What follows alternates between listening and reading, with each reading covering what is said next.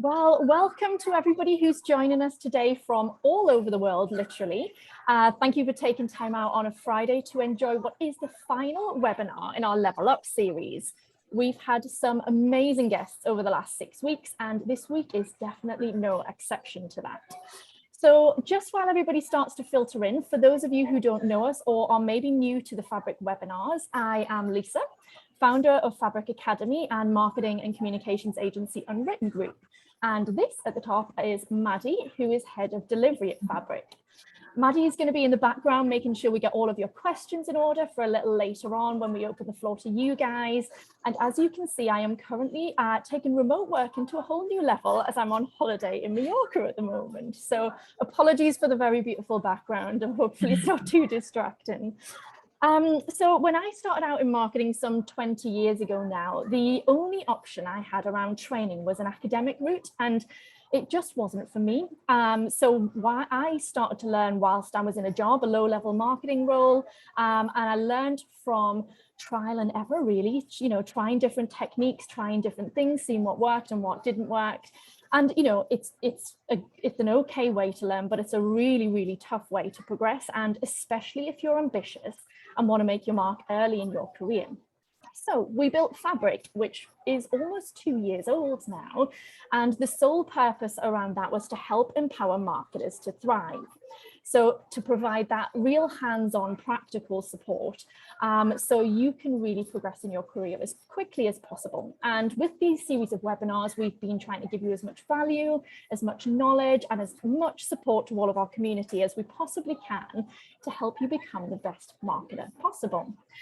So before I get started and I introduce the lovely Katy to you, please do say a quick hi in the chat to let us know who you are. And don't forget to switch your chat feature to all panelists and attendees, just so we can see you.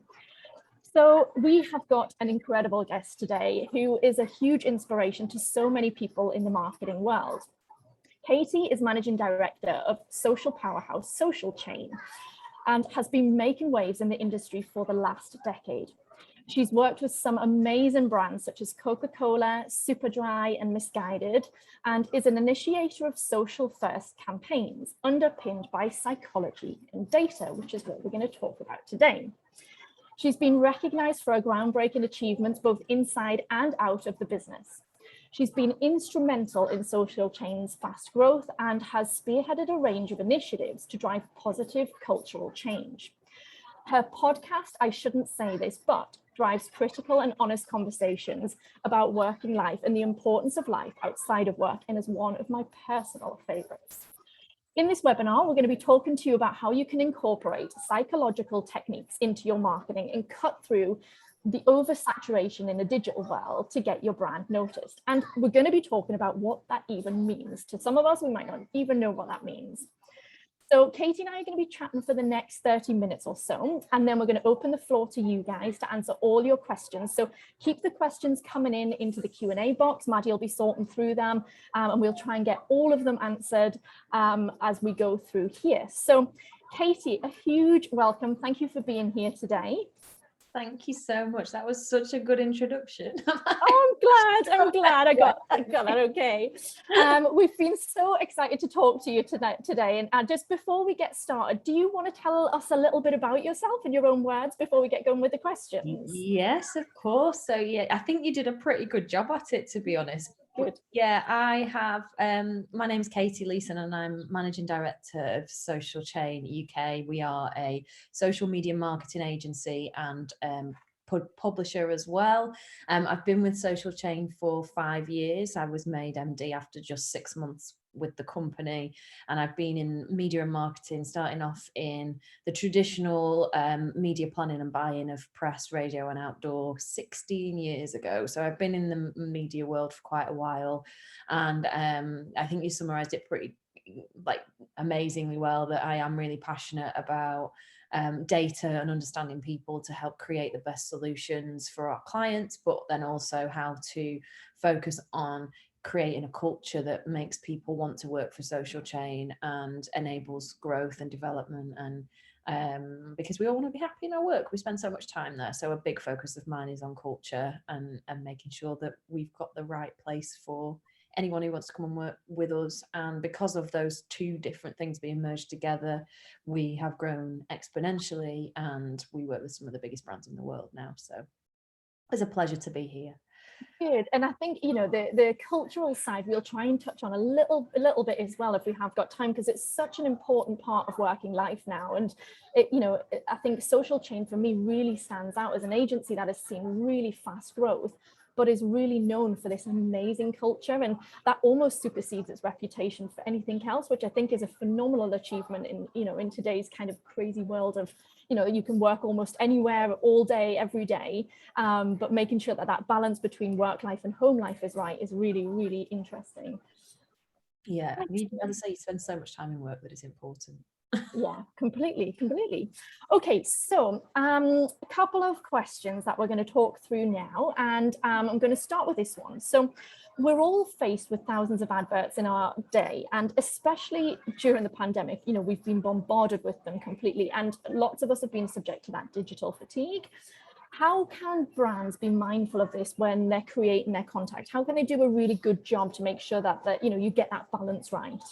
Yeah, so just to throw some stats on you about how bombarded we are in the world right now. So on average, we get about 4,000 advertising messages a day, which is a lot. And we're also members of about 8.5 social networks individually as well, which seems like a lot, but if you start to list them out, you've got Facebook, YouTube, Instagram, LinkedIn, the dating apps. There, you can quickly get to that number, which is, it was a surprise when I first heard it. And then in terms of what we're hit with on social channels, we've got like 95 million photos and videos are shared on Instagram a day. Facebook has over 2.5 trillion posts to date, and 500 million tweets are sent a day. So we're absolutely bombarded. And couple that with the fact that in an internet minute, we're also trying to do our work. So we've got millions and millions of emails that are sent, 2.878 million video views. We're really busy. My favorite one though is that nearly 1 million Tinder swipes happen in an internet minute. So we're not just competing with other advertisers as well for attention, because the fight for attention is so intense. We're also competing with life, and we've then really got to think about the best way to compete, not just against your competitor, but all of those other things that people are getting bombarded with at the same time. And the key for me, and the thing that I always try and talk about, is everything else is a real waste of time if you don't do social first creative that provides value to your audience. And what I mean by that is there's sort of like 5 things that I like to look at around that topic, because the other side of it is there's always seem to be quick hacks. So you can go on social, go on YouTube, how to hack the algorithm, how to do this, how to gamify, like how to quickly get your engagement. But the reality is, us as humans will engage with something if we see value in it. So the first thing that I always like to look at is why people share. And there's a few things about why people share. To improve the lives of others there was a New York Times study that went through this. So the first one is to improve other people's lives. So if you're thinking about it from a brand point of view, what can you share that will help improve people's lives? What can you share that is a tip or a bit of knowledge or something that they can share to make themselves look smarter and more valuable to their friends in the network? The second thing is to define themselves, to create an online persona. So really think about, when you're creating your content, something that fits with your audience interests, and again, something that you think that they'd be proud to share. And the reason for that is upward social comparison. So our minds soak up anything that they see as reference points for comparison of what would make us happier and appear more successful. So what can I share that's going to make me look more successful and more happy? And if we think about the phenomenon that was baking banana bread in lockdown, is a great example of that, because you saw so many people doing it, you were like, I should really do this and share it as well. So that is a simple example of how you can really use social to help other people define themselves. Another one is how you can grow and nourish relationships, connecting in real time, even though it's not in person, can actually be as good as an in-person social connection. And I think we've noticed that in lockdown, by being able to have Zoom calls, catch up with friends. The role of social has actually changed, or the main reason that people are using social has actually changed in the last 12 months. Pre-pandemic, we were noticing that people were using it more just to share content and for content consumption. But it's actually been leapfrogged by the original usage of the platforms, which is social connections and staying in touch with friends and family. And as things have started to ease as well, we've noticed that that is staying. So that's a great thing. Self-fulfillment is another thing of why people share. So everyone likes feeling like they're valuable and getting positive feedback. So a study has found that consumers enjoy content more when they share it, and they enjoy content more when it's shared with them. So creating really informative content to help your audience achieve this feeling regularly is the key there. And then the final part of the survey, before I dive into the real psychological things that you can do with your content, is to get the people share because they want to get the word out about causes they believe in. So really think about, as a brand, when you're sharing, is there something that you're doing internally with your culture or your CSR that really aligns in an authentic way that you can share, that will then engage people and help them share your message further? So my starting point is always understanding why people share. And then I've got, after that, is some really good tips about how the brain works and why social is the key to unlocking that and how to do it. So social proofing actually builds brand trust. And there's something that's released in the brain, oxytocin, which is the trust hormone. It releases when someone feels part of something, and people are actually more likely to change their mind or their behavior when the result will make them feel better about themselves, which often means being part of a wider group and feeling like you're part of a wider group. And my tip there of relating that back to social media is to take advantage of user-generated content. So if you think about that banana bread example, loads of people doing it, you'll feel like you're part of a group. If as a brand you then start to get people, if you're a hospitality company and you start sharing people's UGC when they're sharing it online, it will then make more people feel part of a group and encourage them to do the same, which increases that trust hormone, which then increases trust in your brand. So that's my first big tip on the psychology. I've just seen, I know I'm talking fast, I've just seen that note. I think it's being recorded as well, so yeah, I think you'll be able to go back on this. Yeah. The second thing is actually one of my favorite psychological things to talk about on social is that you can use emojis to actually increase connection, which sounds crazy, but as humans, mimicking expressions when you're face to face with someone is one way of becoming closer to them. And emojis actually activate the same part of the brain and replicate the same experience as those face-to-face interactions, which make everyone feel more connected. And we've tested it on pieces of content. So we've used in two different things. We were doing a product promo for Holland & Barrett. In the same offer, same product, no paid behind it. The first one that we tested, we used the leaf emoji. And the second one, we used the secret face emoji. And we actually increased engagement by 1/3 by using the face emoji.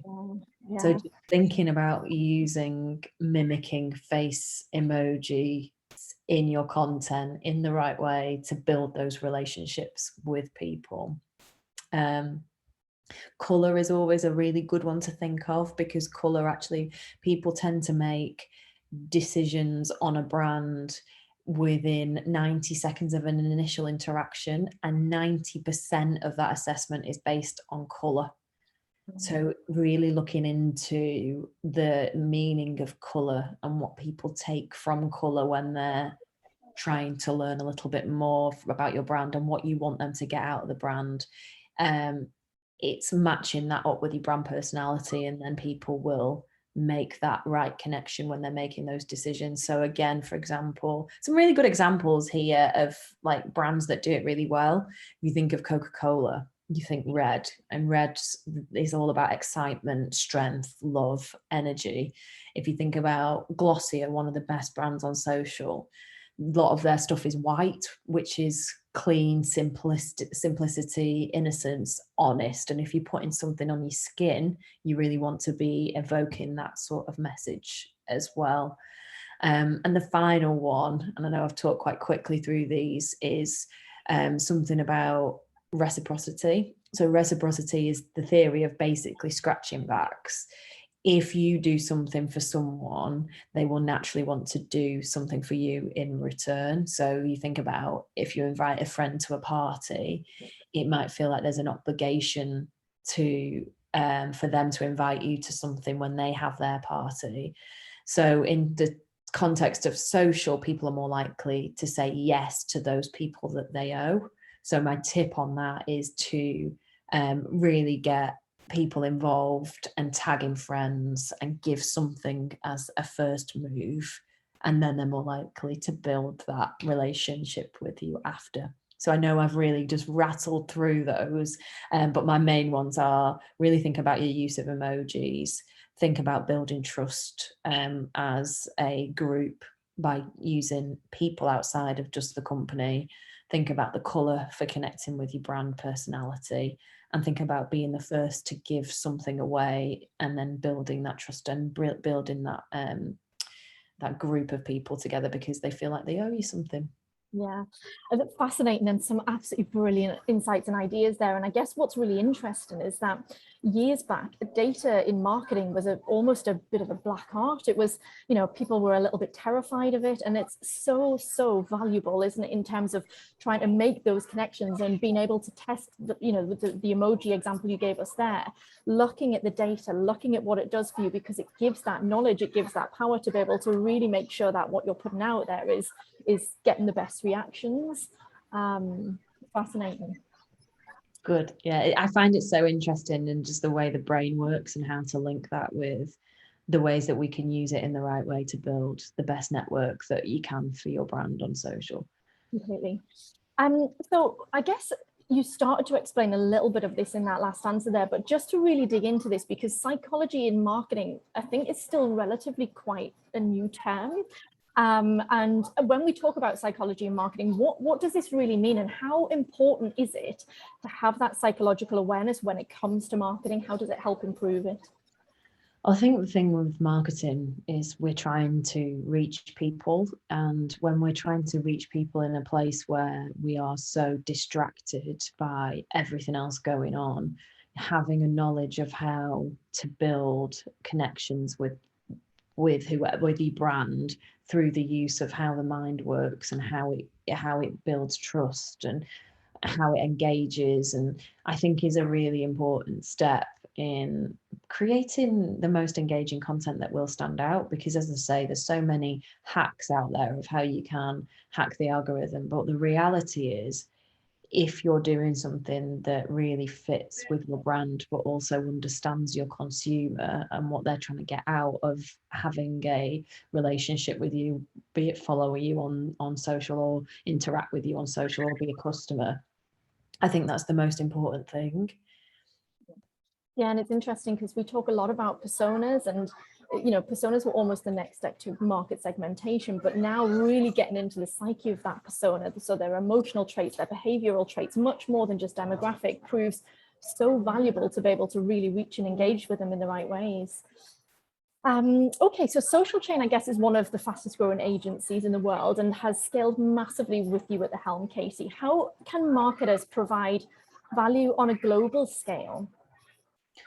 So yeah, we have grown massively now. We've got our New York office, we've got one with our head of board is based in Germany. We've got the UK. We're just about to open our London location as well. So we we've done it one step at a time, and really I think a lot of it is we've built a really solid brand at Social Chain, and we know what we stand for, and we're unapologetic about that, and we don't steer away from what we've become known for.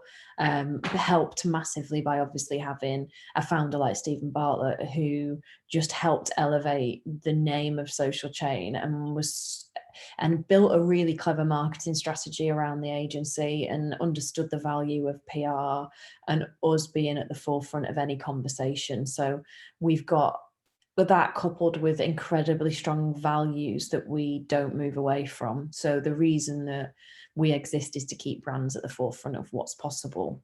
And we do that by being first, fearless, and ever changing. And those things don't change regardless of the market. And what that might mean in a different market could be completely different. But what we go out with is always a consistent values message. And then clients know what they're getting when they come to us. And we've become known as social pioneers and people who understand social better than anyone else, and are able to then build campaigns that they wouldn't be able to get from anyone else because of the expertise that we've got within social media marketing. Yeah, and the journey has been phenomenal. I mean, what attracted you to Social Chain in the very beginning? Was the culture already there and set? Was it very values based then, or has that been a huge part of your journey there? It was definitely, there was only about 30 people, I think, when I started 5 years ago. The reason that I joined was because I knew that I needed to learn about social media and digital. Having worked in traditional media for quite a while and then moving into a new business and marketing role where I got a bit more exposure to how my previous previous company was working and operated, I kind of felt like if I didn't get that digital knowledge under my belt, then I would be left behind. And I'm not ambitious in that I knew I always wanted to be an MD, because I never thought that was the thing, but I'm quite ambitious against myself, and I always like to do well. And I knew that if I was going to future-proof myself, then that was it. And it kind of was very, very strange timing, as all these things are. It just popped up out of nowhere. Steve started following me on Twitter. I saw some of the campaigns that they'd done, and just got in touch, and it escalated from there. But my reason for joining was never with the intention to be where I am now. It was always, what can I learn to help my knowledge? And it was a leap of faith, because it definitely was a startup when I started. And I've just been very, very lucky to work around some incredibly talented people and done some amazing work to get us to where we are today. Yeah, the journey's been phenomenal to watch. So will you share with us some of the steps that you guys take at Social Chain to get to know your customers inside out, really kind of get to know the psychology behind the ideal buyer or the persona?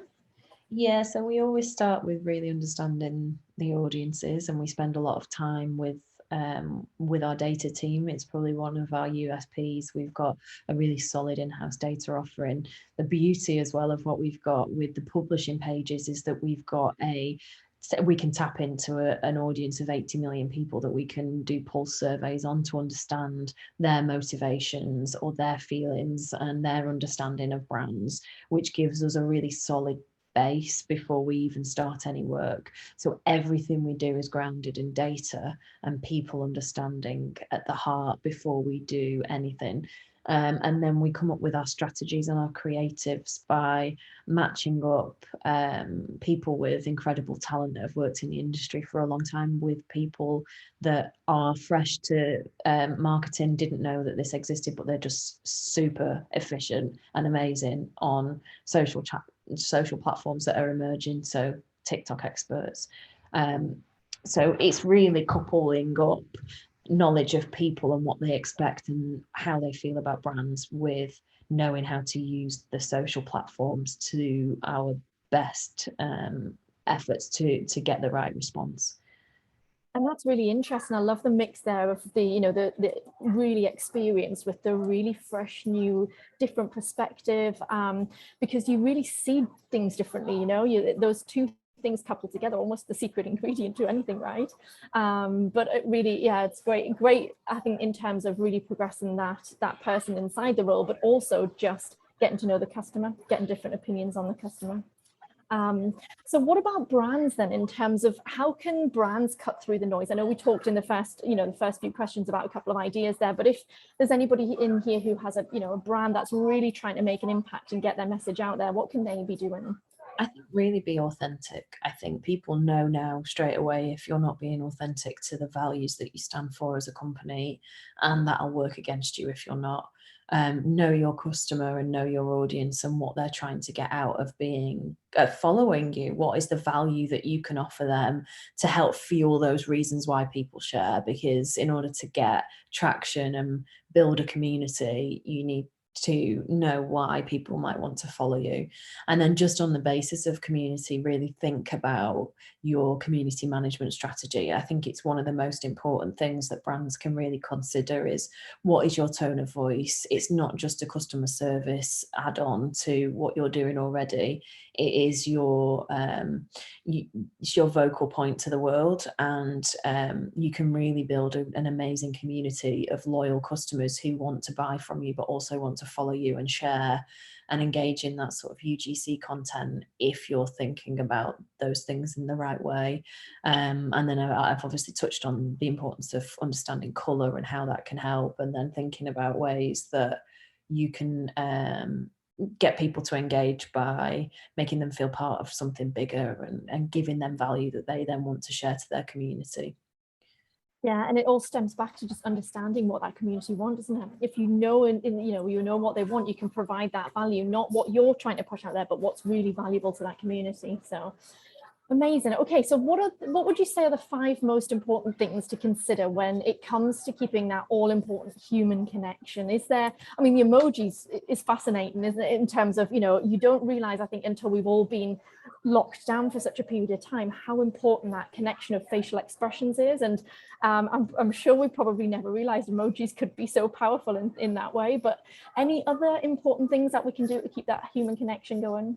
I think, like I've just touched on with the community management, I think that is a great way of you building your tone of voice with your audience.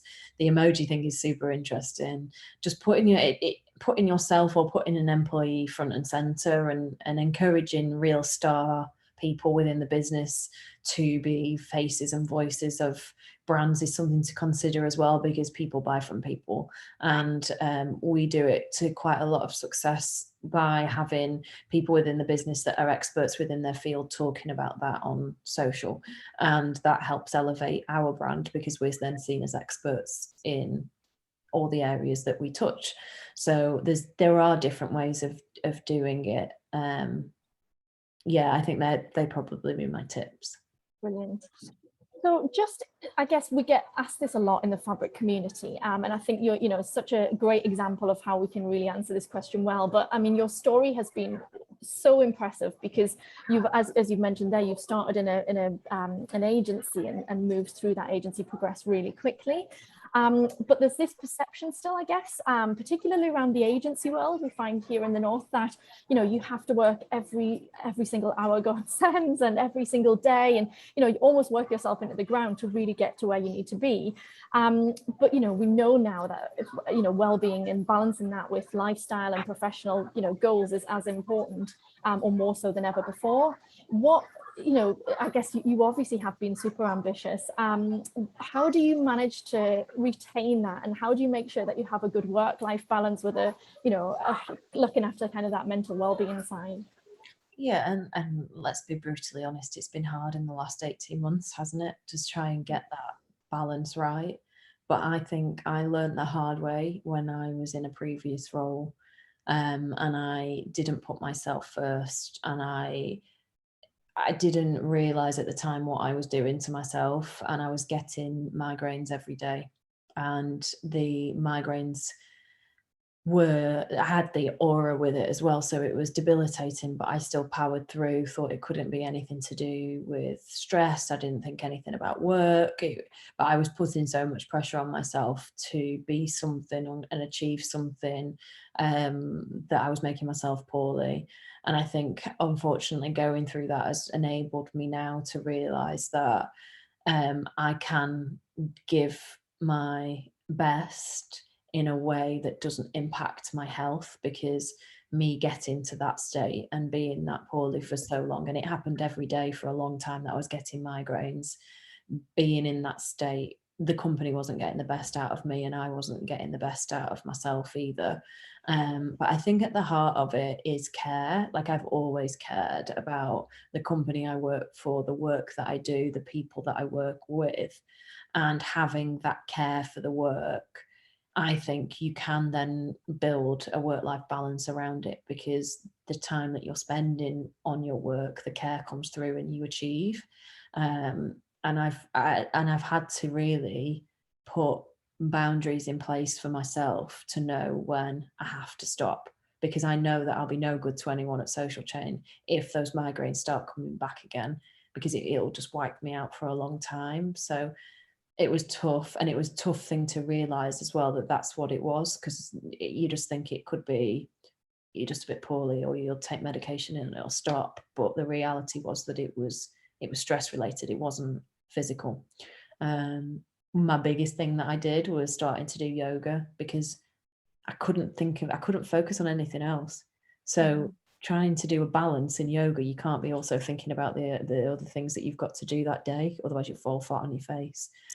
And just having that as my outlet was the start of me becoming a bit more aware of overworking. And I think there's a difference. You can care about your work and you can put stuff into it while you've got the energy, but just staying late because someone might say, if you leave at 5:30, oh, you're only doing a half day today. I'm sure we've all heard that. And those sort of people time monitoring and that presenteeism just for the sake of doing it is where I draw the line on overworking. Yeah, and I think that's great advice. And I think it's been, the pandemic has thrown all sorts of different things in the works, and it's allowed us all to be much freer with where we work and how we work, but it's also allowed us to overwork really easily, especially when you're at the helm of a business and you've got a team to protect. But I think more so than ever before, I think it's now becoming much more important and right at the forefront of so many businesses that the well-being of their employees is far more important than anything else. And actually, when they're happy and they're well and they're left as adults to make their own choices about when they work and how they work, that business then skyrockets. So there's some really positives come out, I think, of the situation we've all been put into. But it's great to hear that, I guess, that honest account of how you've got there, because it's not easy, is it? Okay, last question from me, and then we're going to open the floor to everybody else. So I can see some questions starting to go in there. Feel free to start popping them in. And I guess this is a question that I've wondered, but you are a big advocate for women in business and mentoring girls and females in the workplace.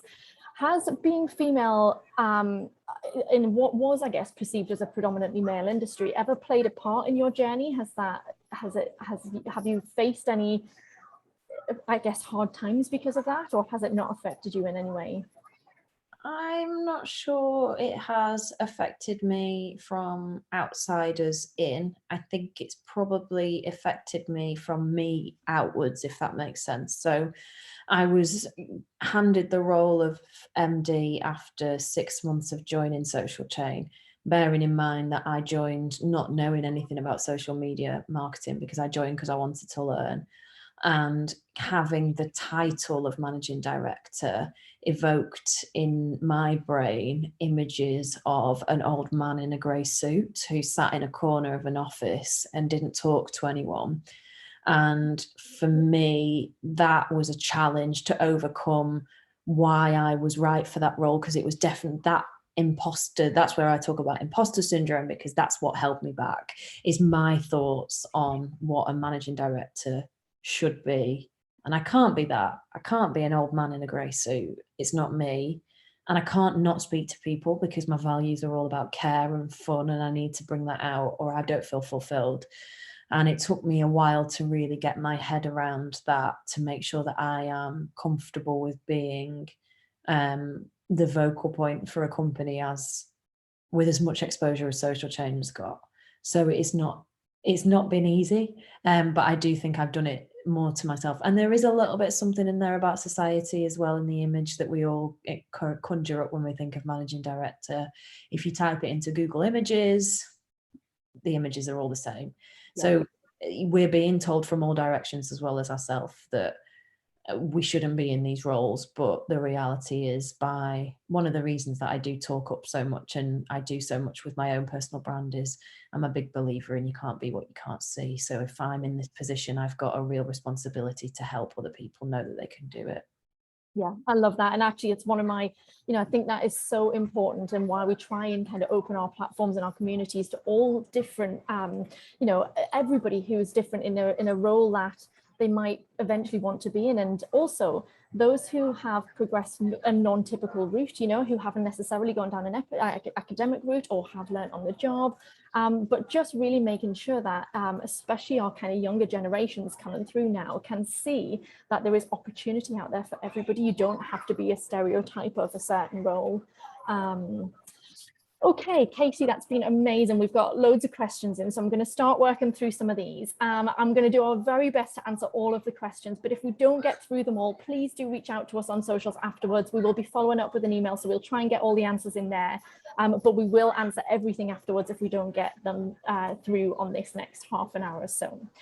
So I'm going to start with Elsie's question, because we've just touched a little bit on this one. And she said she is a young marketer 2 years into her career, and she knows that there's still room for constant development. However, it can all seem a little bit overwhelming trying to plan for the future whilst juggling day-to-day work and personal activities. So I think we can probably all resonate with that. She know that it's about finding a balance, and each person will find a different solution that fits them. But are there any resources or general life advice that you would be able to provide to try to make a profound impact on your own personal brand, and how to apply that in a job role? So it's quite a long one there. Hopefully you got all that. But any recommendations or resources for general life advice for making that impact? I think the biggest thing that anyone can do is understand their values. Because if you know your own personal values, you can then start to build out your own personal brand strategy, because you know your pillars that you want to be able to talk about. You also know what you're going to get the most fulfillment out of from your role in the company that you're in, and you can really start to craft out the bits that you're the most passionate about. Because if you're living your values, you're going to be engaged, you're going to be empowered, and you're going to create brilliant work. And I did not know my personal values until I started doing my podcast. And I had about 3, 4, 5 guests that came on in the first series. Every single one talked about knowing your values. And I did not know my values. So I spent a lot of time really understanding what they were. And there's an amazing company, it's called Amazing. There's a brilliant company called Amazing If. And they have a book called Squiggly Careers, and they talk about how now the career path isn't the traditional ladder. You don't go into a company and work your way up step by step. What happens now is you move sideways, or you move up, and then you move within a company. And it very much mirrored my own career path. They've got loads of content on their website, which is amazingif.com. And there's so much on there, but there's a great podcast episode of theirs where they talk about finding your values and the exercise to be able to do it. I would recommend that to anyone, because then you know really that you're on the right track. Yeah, and we'll pop that in the email to follow up as well, Elsie, in case you didn't get that. But anything we talk about today, we'll pop in there as well. Brilliant. So a question here from Vito, who's joining us from New Zealand today. How important is it to use videos on social for that human connection? It's very important to use videos. Videos are the thing that platforms always do prioritize. So now as well, where we're living in the growth of TikTok generation, everything, and all the other platforms of watching TikTok really closely, videos are super important, and it's something that does help feed the algorithm. And I know I'm not talking about hacking it, but I'm talking about using it in the right way to get the most out of it. Yeah, and again, it's a great way to get personality across, and authenticity, and that emotion in your face that you really miss in a tweet or a blog or a piece of written content. So okay, so from Georgina here, what are the top 5 details to consider when creating a social strategy? Oh, that's a good one. It all depends on what you're trying to achieve with it. So that's probably one of them. First thing is your audience and knowing them with enough detail to know what they're looking for. The second would be like what your objectives are. Is it that you're there to create a community? Is it that you're there to encourage love for your brand? Are you trying to generate sales? Is there something else that you're trying to achieve with your strategy? So really starting with those, and then looking at the right platforms as well for your audience. So I talked briefly then about TikTok. It's probably my favorite new thing in the world. It's just, you just get so sucked into it, but it's not right for everyone, but it could be perfect for your brand. So don't be dismissive of platform, really think about platform. And then within that, make sure that your whatever you produce is right for that platform. Don't just copy and paste across multiple channels, because people go to different platforms for different reasons. Yeah, we see that. Yeah, and then also think about your creative as well. Is it going to engage people? Is it telling an authentic story? Is it what the audience are looking for? Is it something that the audiences are going to want to share? And then also, we are working in a pay-to-play market across a lot of the platforms. Facebook and Instagram now prioritize people over brands. So if you want to get traction on there, you are going to have some consideration to paid marketing in order to reach your audiences in volume and at the right way. Yeah, brilliant. Okay, question here from Lathina. Consumer behavior is constantly changing. How do you stay up to date? And social media is constantly changing. That is another thing. How do you stay up to date? I like to, there's certain things on LinkedIn that I follow. We've got something great at Social Chain that's called Social Minds, that gives me the updates that I need. I posted about it on my LinkedIn yesterday. So if anyone does want to go and see whether we had a small window of 500 users that we launched yesterday. So if anyone wants to do that, you can find that on my LinkedIn if they've not already gone. But I think it's just being inquisitive. There's so much value out there in terms of content and understanding people, and blogs and websites and podcasts. I think it's finding the way that you learn the best that isn't going to become a chore, and you get value out of it. So that's kind of a woolly answer, but it's because there's so much out there. Yeah. And it's interesting, isn't it? Because it's, as a marketer, we constantly get asked this question: how do you stay up to date with the latest trends or techniques or softwares or platforms? And it's virtually impossible for you as one person to stay up to date with everything. And I guess our advice has always been, find a specialist in that area in your team who has a real passion for either that channel or that platform or that content or that customer, and let them hone in on that and make it their role or responsibility to stay up to date with that trend, and somebody else for another and another, so that the specialism is coming into the team, but it's not all on one person, because you would just drive yourself crackers trying to stay up to date. You just couldn't do it, could you? Completely. And I was saying, when I was talking about my imposter syndrome with my therapist a couple of years ago, she said, when you're buying a house, you would never do the job of the estate agent or the solicitor. And we try and do everything, and we shouldn't. You should build your network of experts. And Twitter's an amazing place for knowledge like that. If you follow Adam from Instagram on Twitter, he gives you all of the insider tips before it launches. He's got a really good feed. So there are different pockets of places where you can also find external stimulus to help as well. Yeah, brilliant. Okay, so are there any current social media campaigns that stand out to you, and do any particular brands come to mind? Anyone who's doing a great job at the moment? Oh, I could do a shameless plug, couldn't I? Here, you could. We've got some. We do have some incredible creative work that's launching, but I can't talk about that. That's starting next Wednesday, so keep an eye out on the Social Chain channels for that, because I'm incredibly proud of that. We have just done our first ever NFT football kit launch for Puma and Man City, so that was pretty cool. In terms of brands that are doing really well, the obvious ones are always Innocent. Their tone of voice on social is incredible, and they know exactly how to speak to their customers. And a great an example of what I was talking about before is knowing platform as well and being on the platforms in the right way. They launched their TikTok not long ago and it's absolutely genius. It's really, really funny. So I think they're doing a great job at social. Gymshark is always very, very good because it's always up to date with what's going on, so in touch with culture. I'm probably not saying ones that you wouldn't know yourselves because everyone just obsesses over those. And my favorite one for community management and being relevant is always Yorkshire Tea. Out to Ollie at Yorkshire Tea who works there, because he just runs that incredibly well, and they always have a hilarious tone of voice that fits with the brand message. Yeah, I totally agree. And Innocent's one of my all-time favorites. But again, following these brands who do a phenomenal job also teaches you, how you can adapt your style, how you can make sure you're authentic, how it gives you ideas, doesn't it? In terms of how they're doing it, and also sets a bit of a benchmark to be able to, to really set goals for yourself. Okay, so a question from Sarah here. Is there anything you'd adapt about your tips to suit a business that is selling a more niche service B2B rather than a product? I don't think so, because I think when we've done it with our B2, because if you think when we do our marketing, we do B2B, and I think a lot of what we're trying to do is fulfill the values of what Social Chain is. So the podcast that we've got, Social Minds, is always there to add value and to keep people up to date with the latest in social media.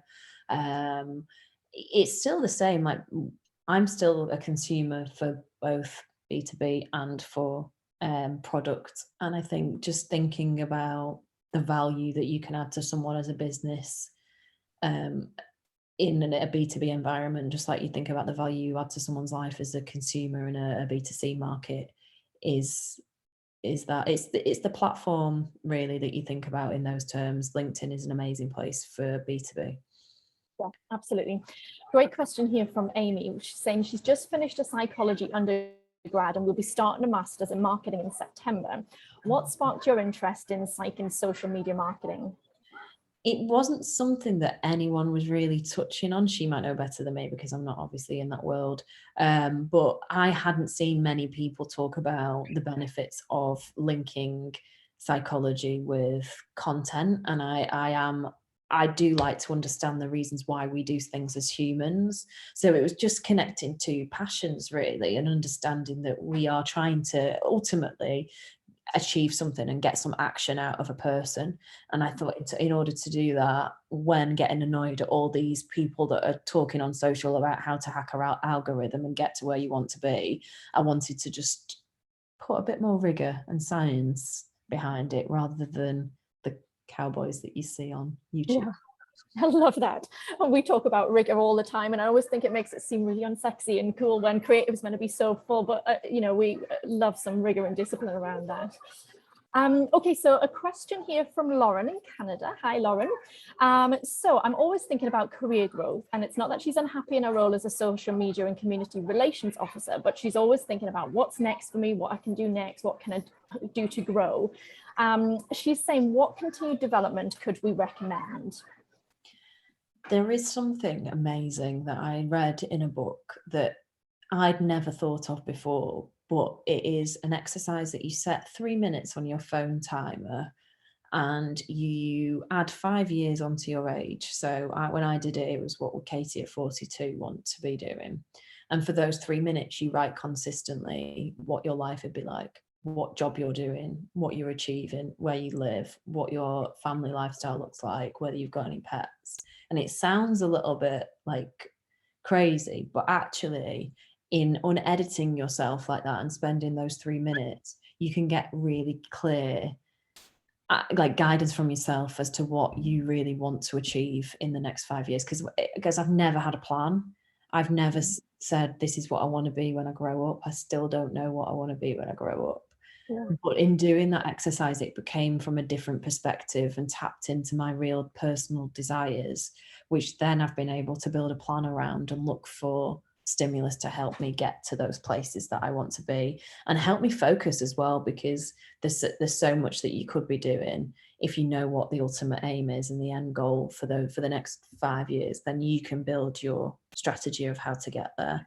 So it's not really tip in terms of follow this person or read this or do that, but it's really about understanding yourself and your values again, and knowing what it is you want to achieve, and then build your strategy around that. Yeah, that's really interesting. And it's building your own personal strategy for growth, as well as a marketing strategy or a business strategy, putting yourself into that picture and really setting some goals from the outset. And I was exactly the same. I had no clue where I was going to go, where I was going to end up, what I was looking to do. But I would say never stop the learning side, continuous learning. I mean, we are obsessed with continuous learning, and we dedicate one day a week to a learning day, because not only does it teach you so much, but there's always an opportunity with learning. Something new always opens, a door always opens, something, you get introduced to somebody you didn't know you were going to meet, or there's always something there. So I would say as much time as you can dedicate to continuous learning, no matter what level you're at, starting out or really advanced, keep doing that, because it's a really great way to kind of progress quickly. Okay, a great question here. So how can you encourage more conservative brands to use new channels like TikTok? I think if you want to take advantage, so the thing with the algorithms when these platforms start out is the first adopters usually get the most out of it. So with TikTok right now, if you're a brand on there and you can get your strategy right, if your audience are there, then you can make quick gains now, rather than wait till it is a bit more saturated and it'll have a harder job. If it is a bit more of a conservative brand, without knowing the brand and knowing what it is that you're trying to achieve, you can always look at audience behavior. I mean, TikTok from the outside looking in is, from many people's perspective, is just a place where young kids are doing these dances. But actually, there's a huge movement now into Learn with TikTok, where it's going to be the next, it's like a condensed TED Talk in 15, 30 a minute sessions of teaching young people how to get a mortgage, how to cook, how to learn about social media marketing. There's so much value in TikTok that I think spending a bit of time and looking at the type of content on there would be the best way to go to build a case of why you should use it, and then understand if that's where your audience are and that's who you're trying to reach, then you should look at how you can use it effectively. Yeah, really interesting. And it's funny because I think brands are becoming a lot more open-minded, but that is something as an agency or not we face a lot. The more conservative, traditional, certainly B2B brands feel like that doesn't, it's not really within their remit to be on those platforms. But again, going back to, the customer insights, who the ideal persona is and where are they, that evidence, that data gives you that kind of pushback, doesn't it, to convince them that it's the right place to be. Okay, a little bit of career advice here from Jacqueline. So she's had a similar kind of background in terms of she's been applying for social media work, but she's coming from a kind of traditional print and digital media background. What she's saying is how any advice that you could give her in terms of moving from that kind of traditional media into social media, even though she's done lots of additional training?